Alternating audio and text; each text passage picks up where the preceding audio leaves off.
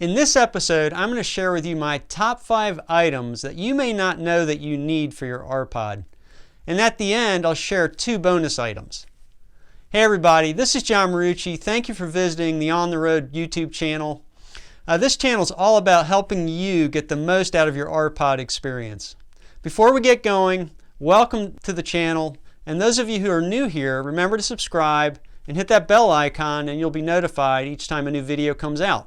If you want to dive deeper, we have more content on both Instagram and Twitter at John Marucci. So let's jump in.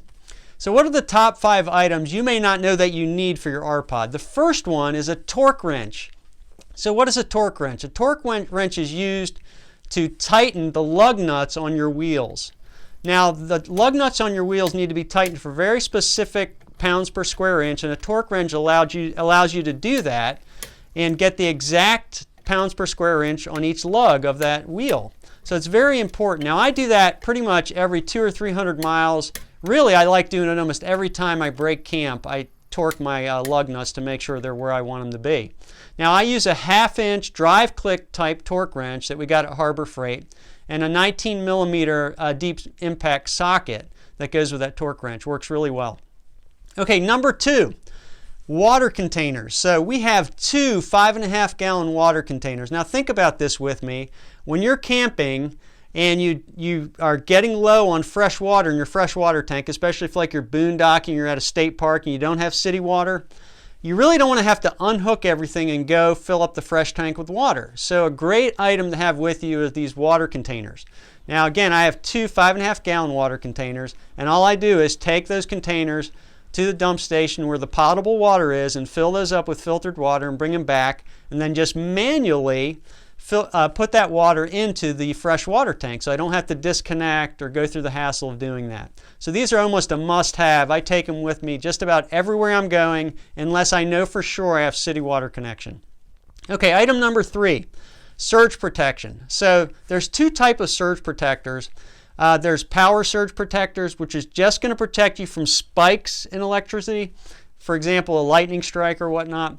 And then there's surge protectors that are a little more advanced that will actually protect your unit and all electronics in your unit from fluctuations in voltage, which is actually more important because it's not just surges in power that can damage your electronics and your appliances, but it's also voltage going down because of brownout type situations in a campground. So there's 2 types.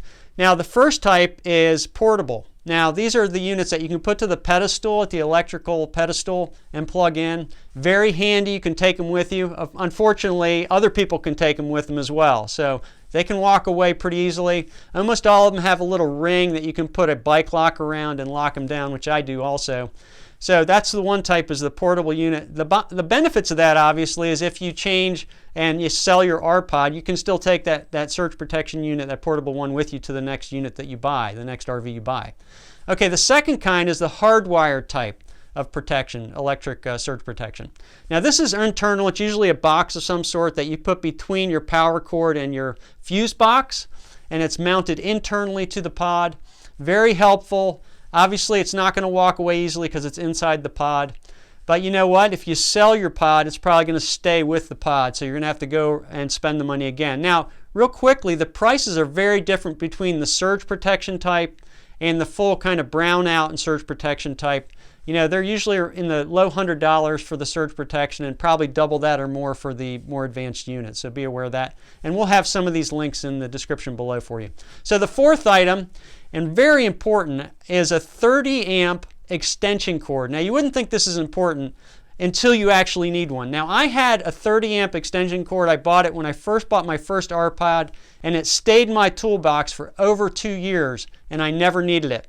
And then we camped up in the Upper Peninsula this last summer, and sure enough I had a spot, a site where the electrical pedestal was way on the other side closer to the other lot, and I needed that 30 amp extension cord for the first time ever.